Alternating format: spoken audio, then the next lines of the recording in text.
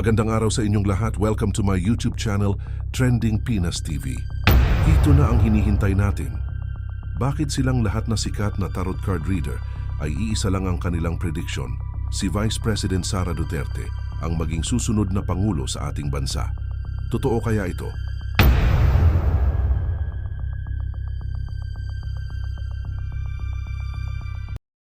Tapos maglilipat. May mga nagsisilipat na Maglilipat. Ayun, maglilipat. kay BP. Kay BP. Magkakaroon ng ganun. May mga subject na Pero syempre na. yung iba aalis, parang lilipat. May mga ganun na actually. Sino lalamang Nakikiramdaman. May nakikiramdam na. Lamang. Pero kung maayos nga ng presidente, tuloy siya eh. Ayusin lang yan, no? Lalamang oh. Maayos yan. May lalamang talaga kapag nangyari yun. Oh. Ano ibig sabihin? Queen, Papalitan siya. may lalamang na babae. Sabi mo, sino lalamang sa dalawa kung sa alay, di ba? Yung sa alay na paglipat, sa Okay. babae lahat nagsipunta. Okay. Sige. Yun. Pero dasal ko pa rin sa nakita ko nga na pag naiayos niya ito, matatapos ng term ang presidente. Excuse me, tingnan natin ang nangingibabaw na enerhiya na nangyayari sa ating bansa. Pick the card, 3 cards para malaman natin kung ano nga ba ang nangingibabaw na enerhiya sa kasalukuyan na mangyayaring paparating.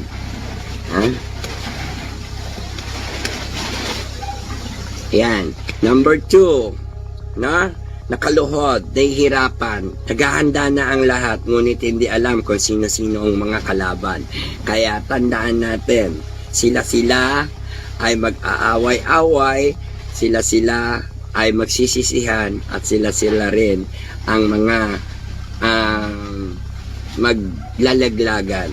Kaya ang mga kalaban ni BP Sara Duterte ay maaaring magkabaligtaran at humingi ng saklolo kay President BP Sara Duterte. Maraming mga nagko-concentrate na sa labanan sa 2028. Kaya abangan niyo yan. Dahil dito sinasabi ang kalakasan ng aura ay mahirap kasi ito ay seryoso na labanan nila sa politics system or mga politiko na maglalaban-laban para hindi makaupo si President BP Sara Duterte. Kaya abangan niyo yan. Dahil dito sinasabi ang kalakasan ng aura ay mahirap kasi ito ay seryoso na labanan nila sa politics system or mga politiko na maglalaban-laban para hindi makaupo si President BP Sara Duterte. Ngunit kahit anong gawin nila, wala nang makapipigil.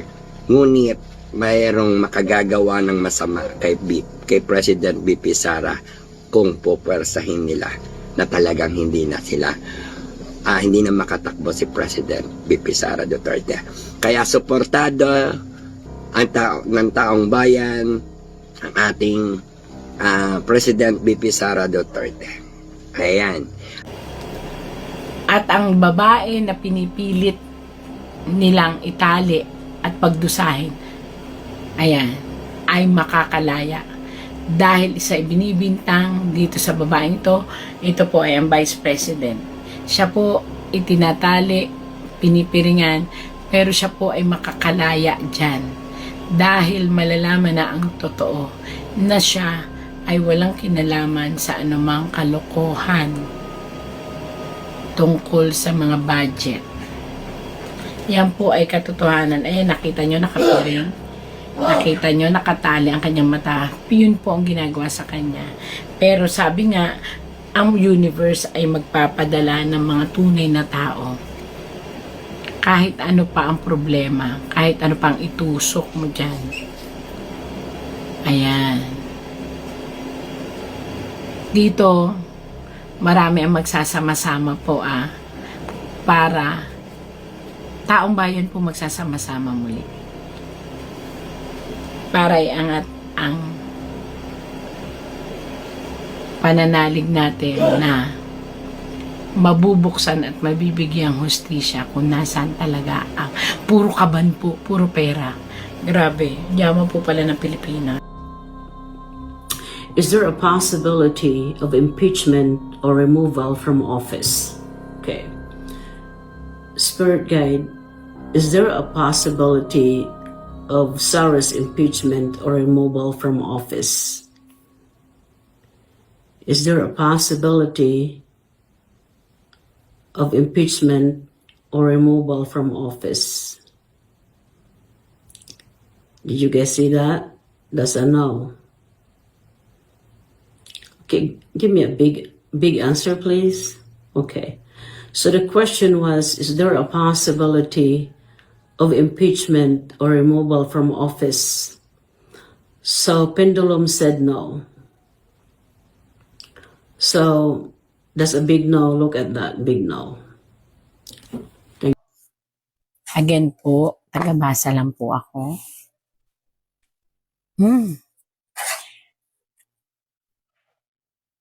Ito po ay isang kamay na may hawak na espada. Ayan na naman na, baka sabihin nyo makadi-DS ako. Sinasabi ko lang ho ang sinasabi ng tarot, mananatili siyang matatag kahit sino pa ang magpabagsak sa kanya. Ayan, ang dami yung gusto magpabagsak sa kanya. Ang corona ay nasa dulo ng espada na nagsisignifies po ito na ang kanyang kagalingan at ang kanyang tanging angking pang-amo sa tao ay kahit anong gawain ng kalaban ay hindi matitinag, mananatili siyang nasa corona. Kasi po, siya po ay being guided ng universe. Ayan, masakit man yung sabihin para po sa mga nagagalit sa kanya, wala po akong ibig sabihin, ini-interpret ko lang po ang tarot, mananatili po siyang matatag. Mananatili pong matatag si BP Sara kahit ano pa po ang ipato at ipukol sa kanya. Sara is ready na for the running for the next president at 2028 kung sakali mang matapos ni President Marcos ang kanyang termino. But kung magiging successor siya dito sa gulong ito, no? Well, talagang paulit-ulit ako, sino ba ang successor? Siyempre, siya ang vice president, siya magiging ng babae na aangat. No? Hindi natin alam kung sino sa kanila. I cannot see the clear face of that woman, pero babae ang susunod na aangat. Nakikita na natin siguro Nakaupo na ba siya? I can say yes, pero talagang there is a switching of power na pinapakita sa akin.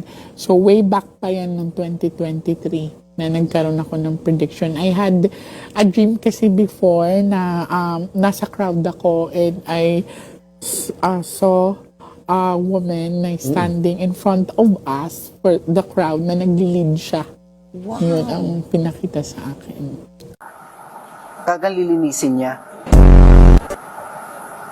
Pag sinabi kong lilinisin, mula doon sa mga taong alam niya na hindi maganda, kung corrupt man yan, parang nakikita ko maglilinis talaga. Sakali man si Sara ang magiging presidente, no? Kung sakali man na bago ang takbo, di ba? Busy siya ngayon. At nagkaroon ng itong natin transition or revolution ba tawag din. At siya ang pumalit. Lilinisin niya yan. Iibahin talaga. May nakaplano na talaga sa kanya. Ang God bless tagumpay. Kaya nawa at claim niya to at mapasa kanya ng ang katagumpayan ng lahat o final ng kanyang mga pinagdadaanan sapagkat sinasabi rito is win na win, no? At nasa mga kamay ni BP Sara ang ikagaganda ng imahe ng mga susunod na henerasyon sa politics at magkakaroon ng mga good bless at super tagumpay. Kaya sa lahat ng hindi pa matanggap ang pagkatalo o pagkakamali sa ating nakikita o maling impormasyon na natatanggap nyo, please listen carefully and focus your trust yourself. No? Kaya nawa magtagumpay siya palagi, si VP Sara, ngunit tumbas pa rin ang malaking panganib. Ano? Merong issue na malaking pera at issue pa rin sa pera ang pagkakaguluhan nila at maging isyong ididikit kay VP Sara Duterte. Dahil ayan, no, million sign pero baligtad din yung million sign niya. Tsaka kaya may mga bagay-bagay na Unang-una, hindi mo ako madaling matakot eh. Tatay ko nga, si President Duterte, pero hindi ako natatakot sa kanya eh. Hindi mo ako madaling mapasunod. Hindi mo ako madalas sa tulad yan, magsasama kayong lahat dyan, tapos ako mag-isa dito. Hindi mo ako matatakot sa ganun eh. So yun talaga yung kapasidad ko, yung competency ko. Kaya ko gumawa ng mga mahirap na bagay. Tatayuan ko yung mga mahirap na bagay.